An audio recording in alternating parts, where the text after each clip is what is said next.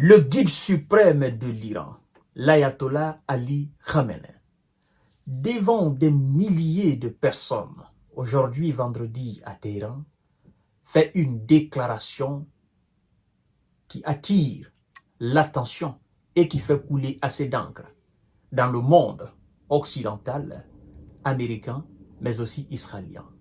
Et ça fait déjà même le gros titre de la plupart des médias. Les tirs massifs de l'Iran contre l'État hébreu sont légitimes, déclare le guide suprême. Nous allons voir tout à l'heure le reste. Pendant que l'Israël et le Hezbollah sur le territoire libanais et dans le nord de l'Israël sont en train de se rendre coup pour coup, dans cette atmosphère de coups bas fiévreux où chacun cherche sa tête, où ça va dans tous les sens, la France aussi, en défendant ses intérêts au Liban, vu les liens franco-libanais, les relations franco-libanaises, l'histoire de cette relation franco-libanaise, l'influence de la France au Liban, la France se désolidarise d'un certain nombre d'actions israéliennes vis-à-vis du Liban. Parce que la France a des choses à défendre là. La France a le droit alors, se donne le droit de défendre son image de puissance, disons historique, avec une influence aussi sur cet État qu'on appelle l'Iran. Vous connaissez l'histoire évidemment de 1920 à 1943, où la France a été mandatée dans ce cadre-là par les nations européennes. Je ne veux pas entrer dans ces détails, parce que ça a entraîné aussi un certain nombre de divisions confessionnelles. Quoi qu'on dise quand même, et si vous voulez bien, il y a un lien très fort entre la France et le Liban. Et vous devez savoir que, hormis l'arabe, le français est, disons, la deuxième langue au Liban. Parce que on nous informe qu'il y a plus de 40 ou 35% de Libanais qui parlent parfaitement le français, et ceux qui cumulent les deux, l'arabe et le français, 15%. Et donc, le français est en quelque sorte l'une des langues officielles du Liban. Voilà pourquoi donc Emmanuel Macron est ferme. Il ne doit pas y avoir de guerre au Liban. L'Israël doit cesser ses actions au Liban. Il ne doit pas y avoir de guerre au Liban. Et donc, voilà un peu en substance les raisons pour lesquelles le département des affaires étrangères françaises a fustigé hier la déclaration du ministre des Affaires étrangères israélienne, Israël Katz, qui a déclaré, je cite, Antonio Guterres a déclaré « Personne non grata sur le sol israélien ». Tout comme tous ceux qui n'ont pas condamné officiellement et ouvertement l'action de l'Iran. Et donc, la France a dit que c'est une action, franchement, qui déshonore et qu'elle réitère son soutien indéfectible au secrétaire général de l'OTAN.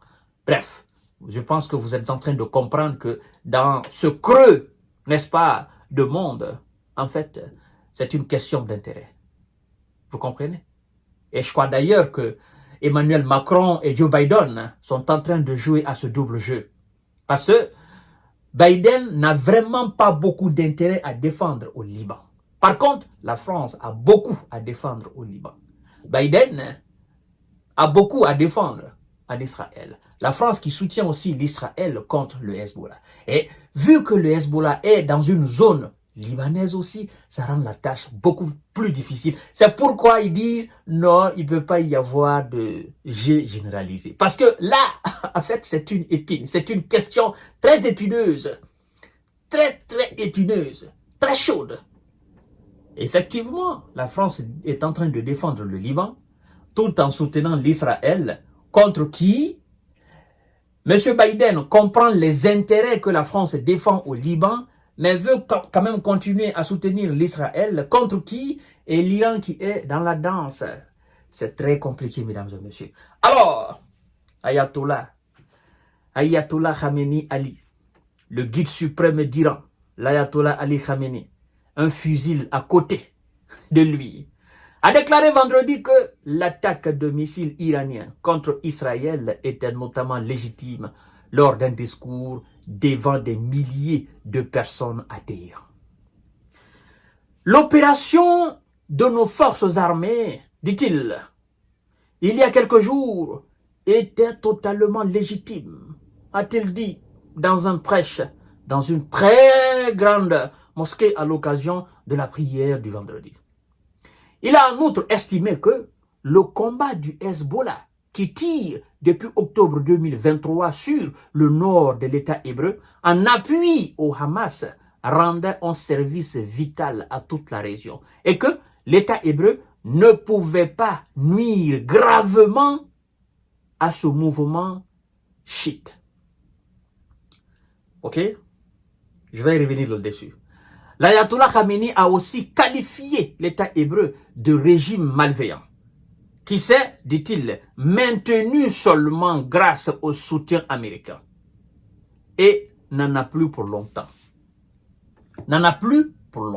Qui s'est maintenu grâce au soutien américain. Chose que nous avons plusieurs fois évoquée sur notre plateforme d'information. Et donc, les intérêts en jeu, le soutien américain, la France peut-elle soutenir l'État hébreu dans son action sur le territoire libanais? Et je crois que c'est difficile. La France, aussi alliée de l'Allemagne, je crois que l'Allemagne ne va pas beaucoup accepter, ne va pas beaucoup aussi admirer, voir une division entre M. Biden et M. Macron. Nous avons constaté les mêmes intérêts au niveau du Niger. Pendant que la France demandait à ce que le Niger soit envahi par certains éléments de la CEDEAO en appui avec des otaniens, l'Amérique était en train de faire ce double jeu. Et la France a compris qu'elle ne pouvait pas s'appuyer sur les États-Unis. D'où d'ailleurs la déclaration à l'époque du ministre des Affaires étrangères, de la ministre des Affaires étrangères française, qui a dit, je cite, ou la première ministre, je crois bien, qui avait dit, avec de tels alliés, on doit cesser de nous faire des ennemis. C'est-à-dire, parlant des États-Unis, qui essaient toujours de couper l'herbe sous leurs pieds. Et donc, la France est en train de faire la même chose au Liban. Parce que si ça ne tenait seulement qu'à M. Biden, et que aucun État européen n'avait d'intérêt à défendre dans ce coin, n'est-ce pas, du Proche-Orient, laissez-moi vous dire qu'ils allaient effectivement passer à l'action. Mais puisque la France ne partage pas l'avis américaine, et donc on conseille à M. Biden de mettre une pression insupportable sur M. Benyamin afin qu'il cesse ses actions sur le territoire libanais, voilà un peu, mesdames et messieurs, la guerre d'intérêt. Et dans ce temps, l'Iran profite de l'occasion, de la division. Vous voyez pourquoi la guerre n'est pas bonne? Parce que vous êtes des alliés, mais vous avez des intérêts différents à défendre. Et vous vous retrouvez dans une situation vraiment complexe. Qu'est-ce qu'il faut faire? Évidemment, chacun n'a qu'à enterrer sa hache de guerre. Et en enterrant la hache de guerre, évidemment, il n'y a pas d'action contre l'Iran. Parce que vous ne pouvez pas sauter sur le Liban, aller directement en Iran. Sans aussi que la situation ne s'embrase. Parce qu'il y a des éléments aussi iraniens au Liban qui vont continuer à attaquer l'État hébreu. Donc, mesdames et messieurs, c'est une question très complexe. Très complexe. Et pour ne pas vraiment que les alliés même s'attaquent entre eux, les alliés doivent temporiser, ils doivent mettre de l'eau dans leur vin et puis mettre la pression sur M. Benyamin afin de calmer le jeu là. Sinon, ça ira très loin. Très loin. Les alliés risquent de s'entre-attaquer entre eux à cause des intérêts. Chacun a des intérêts à défendre. Et de l'autre côté aussi, ils ont un ennemi juré qui est l'allié phare de l'Iran qui est la Russie. Donc, c'est une question très complexe, mesdames et messieurs. Voilà donc ce qu'on peut dire de cette déclaration très assumée du guide suprême de l'Iran, qui n'a pas froid aux yeux et qui s'affiche de plus en plus devant ces pseudo-puissances mondiales, qui leur dit, écoutez, les gars, Hier, là, c'est pas comme aujourd'hui. Faites très attention. Réfléchissez 1000 fois avant de faire quoi que ce soit dorénavant. Nous sommes là, nous sommes sur pied, nous vous attendons. De pied ferme. Je vous donne rendez-vous tout à l'heure pour notre série d'informations décortiquage.